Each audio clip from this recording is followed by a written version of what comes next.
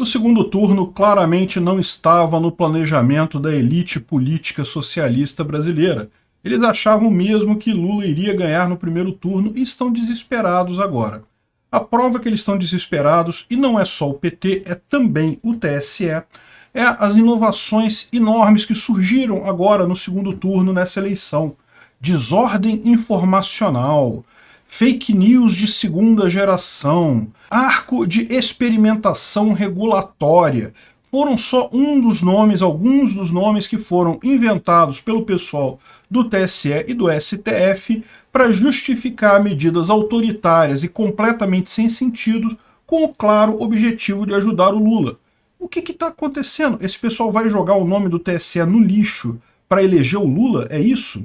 Essas notícias foram sugeridas por Lula na cadeia, Não Coube e várias outras pessoas. Obrigado aí ao pessoal que sugeriu a notícia. Obrigado a você que está assistindo o nosso vídeo. Se você gosta do nosso conteúdo, por favor, deixe o seu like e se inscreva aqui no canal, né? Bom, olha só que coisa, né? Isso aqui é a decisão do Fachin acerca do pedido da PGR. Vamos voltar um pouquinho para entender o que aconteceu, né? Há alguns dias atrás, o TSE aprovou a resolução para dar mais efetividade ao combate da desinformação no processo eleitoral. O que aconteceu? Eles achavam que Lula iria ganhar no primeiro turno. Prepararam tudo para isso, as pesquisas eleitorais davam todos os resultados que eram exatamente as necessárias para o Lula ter a maximização dos seus votos, né? E, no entanto, o Lula não ganhou no primeiro turno. E aí, no segundo turno, surgiu o questionamento, afinal, o que está acontecendo? Por que o Lula não ganhou? E aí veio o papo, lógico que é o único papo que eles têm, que é a questão das fake news. A gente já explicou esse negócio aqui em vários vídeos, fake news não faz diferença nenhuma no final das contas, isso é só o espantalho que eles usam para dizer que tem que acabar com a voz das pessoas que pensam diferente deles, mas o que machuca um candidato na eleição são as verdades, não são as mentiras, mas esse é o discurso que eles vieram. E daí vieram com a proposta de tentar combater isso, e combateram de duas formas diferentes. Primeiro, contrataram uma pessoa, o Janones, para fazer a mesma coisa do outro lado, né? O Janones tem produzido aí 3, 4 fake news escandalosas todos os dias, só que ele tem feito a coisa de forma tão aberta, tão obviamente falsa, que ninguém está levando o Janones mais a sério, né? E de outro lado vieram com esse negócio de botar o TSE para regulamentar as fake news, para dizer que não, as fake news estão erradas e coisa e tal. Qual que é o problema disso? O problema disso é que o TSE até tem algum poder de polícia, até tem algum poder regulatório, tá? Sim, o TSE pode decidir as regulamentações das eleições, isso tá na definição lá do TSE. Todos os anos, quando ele vai fazer a eleição, ele bota um monte de normas lá de como é que vai ser a eleição nesse ano. Mas essas duas capacidades do TSE, elas estão limitadas pela legislação formal, pela lei que é formalizada no Congresso e principalmente pela Constituição. Então, quando você chega numa situação em que a mudança começa a bater de frente com a Constituição, não está certo não. O TSE pode criar algumas leis, criar algumas normas ali no processo eleitoral? Pode. Pode desobedecer a Constituição? Não deveria poder. No entanto, foi o que ele fez. Ele aprovou uma resolução para dar mais efetividade ao combate à desinformação, ao combate à fake news. Parece uma coisa muito bacana. Fake news não interessa a ninguém, mas lembra, é o que eu falei, fake news é só o nome que eles usam para bater em quem pensa diferente deles. Na verdade, fake news, existe fake news, é verdade, volta e meia tem um monte por aí, mas na prática isso faz muito pouca diferença. A fake news ela é usada muito mais como um início de conversa, uma discussão sobre um tema, do que sobre a conclusão final dessa história, né? Você acha que alguém chegou à conclusão que o Bolsonaro era pedófilo por causa daquele episódio lá que eles levantaram? Você acha que alguém acreditou que o Janones falou que não ia ter salário mínimo ano que vem, ou que é de cortar a aposentadoria? Que lógica tem isso, né? Fake news mesmo não impacta tanto assim. Assim como o pessoal que fala que o Lula vai implantar o comunismo no Brasil. Eu não acredito que o Lula tenha a capacidade de implantar o comunismo no Brasil. Eu acredito que ele possa até tentar. Tentar, eu não duvido. Mas conseguir, ele não consegue. O que ele consegue fazer é, nesse processo de tentar ajudar os países amigos dele na América Latina, ferrar a nossa economia totalmente. Isso eu acredito. Implantar o comunismo, não acredito que ele consiga. Mas enfim, o que acontece nesses casos, né? Tem fake news? Tem, mas o pessoal discute, isso não é o problema. O problema são as verdades, né? Por exemplo, quando acusam o Bolsonaro de ser genocida, isso é um problema? Não, porque todo mundo sabe que ele não é genocida. Você pode até eventualmente cogitar que ele tenha tido uma má administração da questão da pandemia. Mas daí a ser genocida vai um passo muito importante, que é a questão do dolo, né, da culpa, de você realmente fazer a coisa de propósito, que evidentemente não aconteceu. Lula também, o pessoal fala, ah não, Lula é inocente, Lula é inocente, não sei o que lá, coisa e tal. Não pode dizer que Lula é ladrão porque Lula é inocente.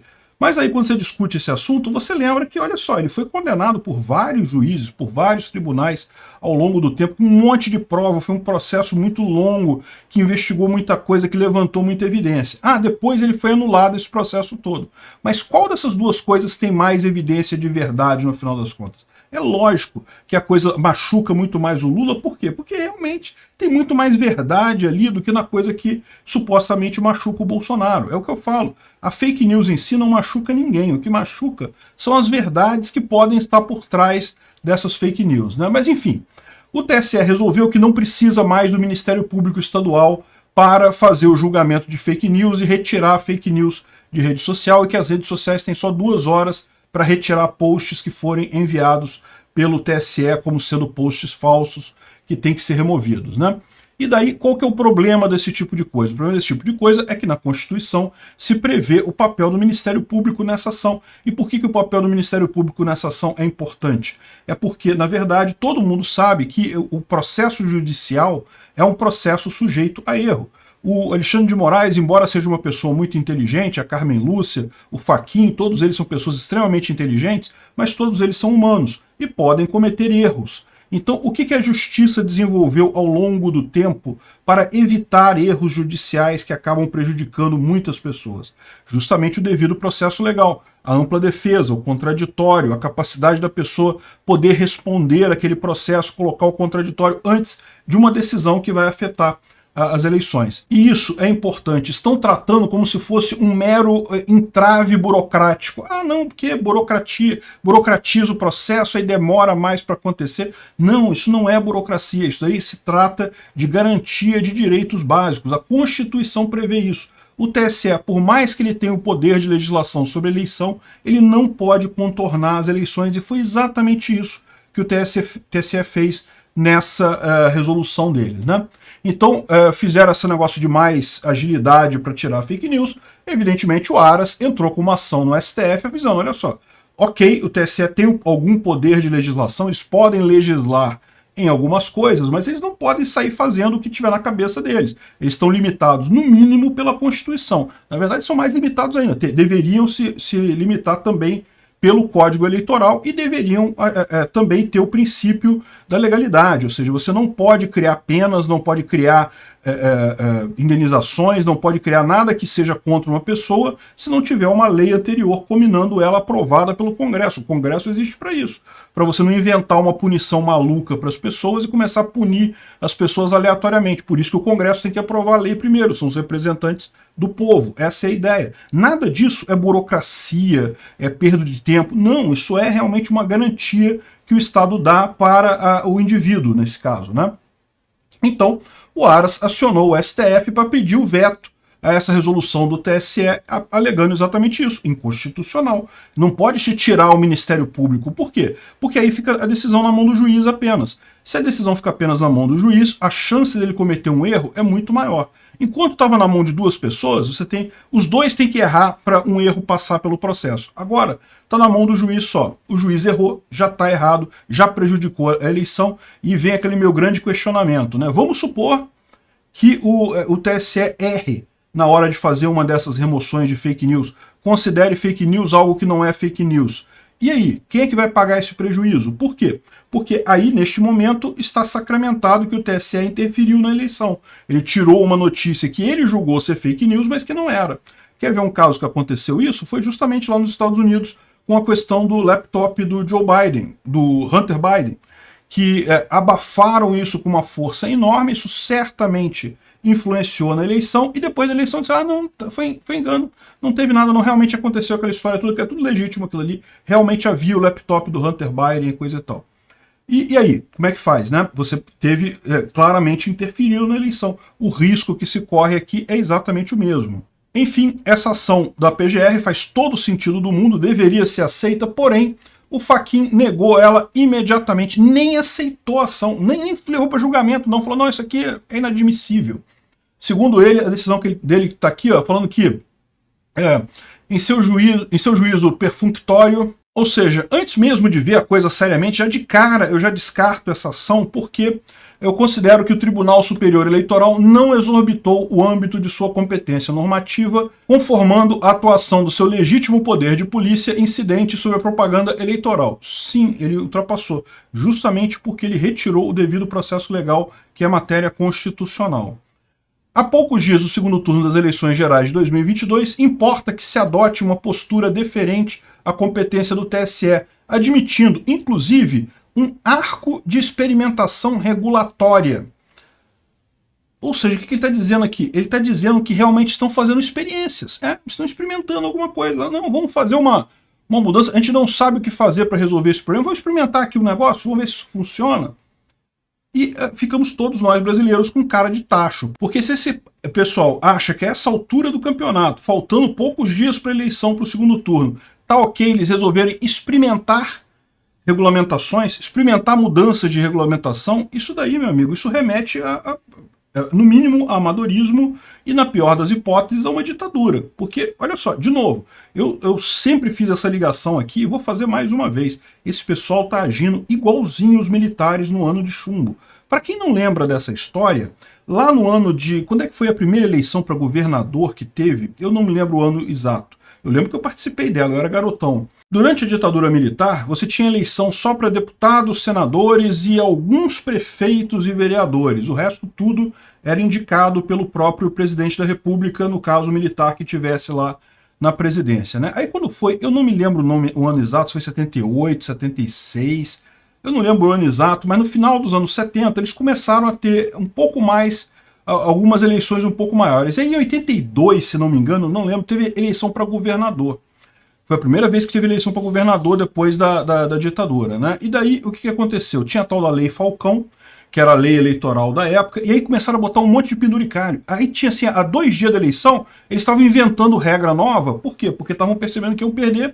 Perderam o Rio de Janeiro para o Brizola, eles não esperavam isso, que o Brizola conseguisse ganhar no Rio de Janeiro, né? O Brizola era um grande inimigo da ditadura na época aqui dos anos de chumbo e coisa e tal, e ganhou para governador do Rio de Janeiro, foi uma coisa, um escândalo na época, e foi exatamente assim, o pessoal começava a criar o regime especial, lá, o regime dos ditadores, lá dos militares, começava a criar um monte de regra. Em cima da hora, faltando dias para a votação, estavam criando regra que tem que fazer isso, que não pode fazer isso, que tem que votar na cédula todos os candidatos do mesmo partido, porque se mudar um candidato, aí não vale aquela cédula, é voto nulo, e mais um monte de coisa. Está parecendo exatamente isso. Experimentação regulatória.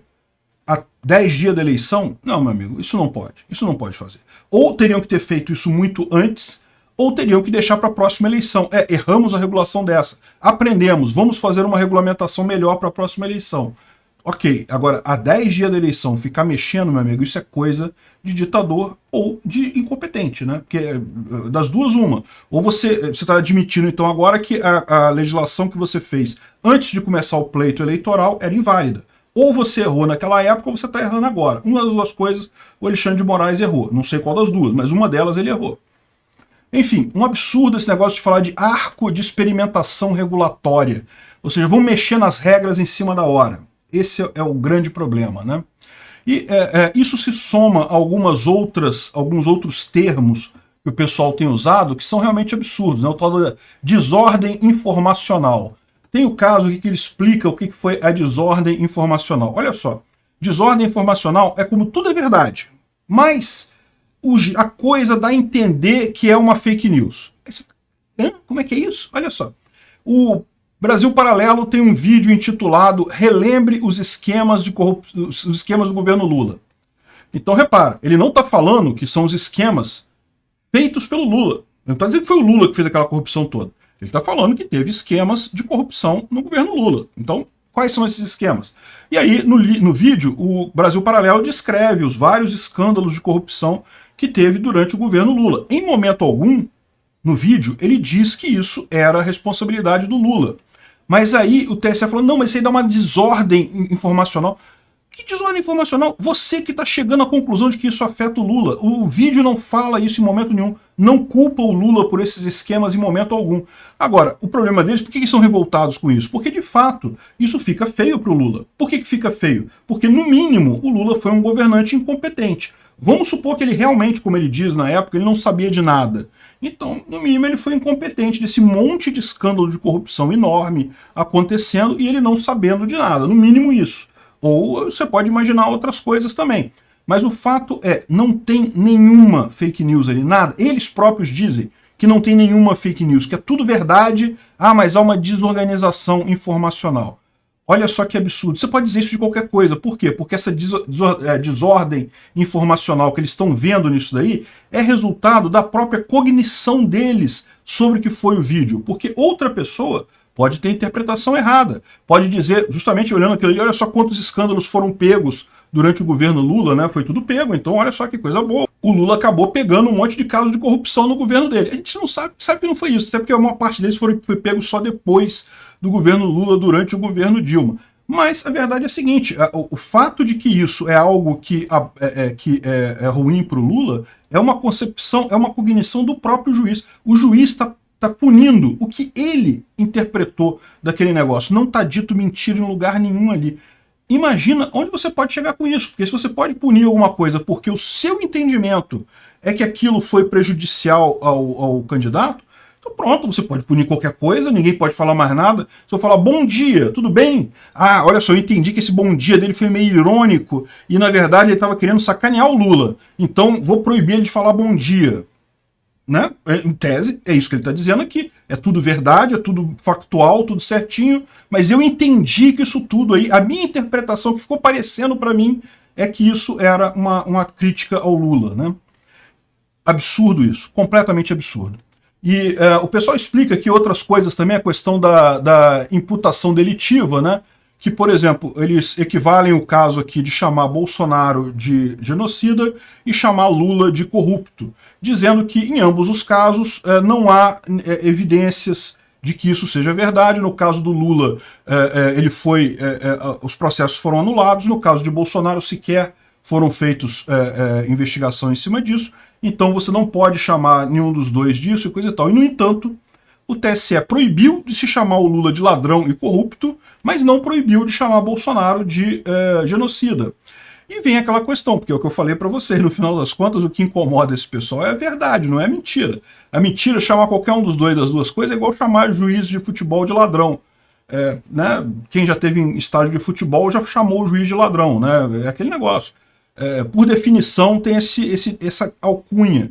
Ele fala aqui, ó, chamar candidato de corrupto e ladrão é feito em debate desde que o mundo é mundo. Em toda eleição tem um chamando o outro de ladrão e de corrupto. Sempre teve isso. Por que agora não pode chamar de ladrão e corrupto? Porque foi anulado o processo e coisa e tal. Peraí. Olha, ao contrário, o problema todo é que justamente ele foi, antes de ser anulado esse processo, passou por vários tribunais em que todos eles concordaram que as provas eram claras de que Lula era mesmo corrupto e ladrão. Então por que agora esse negócio mudou de ideia, né? E por que Bolsonaro pode ser chamado de genocida se sequer teve processo contra ele, sequer a PGR abriu processo contra ele? É o tipo da coisa que gera realmente um desconforto, o fato de estar tão claramente desbalanceado isso daí. Parece mesmo a história da Lei Falcão lá no final da ditadura militar. Outro termo muito engraçado, segunda geração de fake news. O Alexandre de Moraes está preocupado porque, segundo ele, né, está tendo... o que são segundas gerações de fake news? Que são fake news produzidas de forma profissional e coisa e tal, e que, né, olha só, Alexandre de Moraes, vê a Rede Globo fala umas mentiras por aí, e é tudo profissional lá no estúdio deles, né? É disso que você está falando? É um absurdo você confundir forma e conteúdo. Fake news, ou mentiras ou falsidades, ou desinformação, é um conteúdo. Não importa como isso é enviado para a pessoa, é ruim, a gente concorda que é ruim, eu acho que não faz diferença na discussão eleitoral, mas é ruim, não tenha dúvida. Agora, a forma como isso é colocado também, punir a forma pelo conteúdo é complicado, principalmente como a gente viu aqui que o conteúdo de fake news vem de situação em que você que fez a ligação na sua cabeça de que aquilo está prejudicando o candidato. Realmente uma situação extremamente complicada. Estou muito preocupado com o TSE, com essas inovações legais todas aqui. Está me lembrando muito a Lei Falcão lá de 82, eu não lembro, gente, eu era pequeno na época, nem lembro. Obrigado por assistir o vídeo até o final. Além de curtir, compartilhar e se inscrever no canal, considere se tornar patrocinador com valores a partir de R$ 1,99. Clique no botão Seja Membro abaixo para saber as condições e vantagens de patrocinar o canal. Mais informações sobre o nosso projeto, visite nossos sites indicados na tela.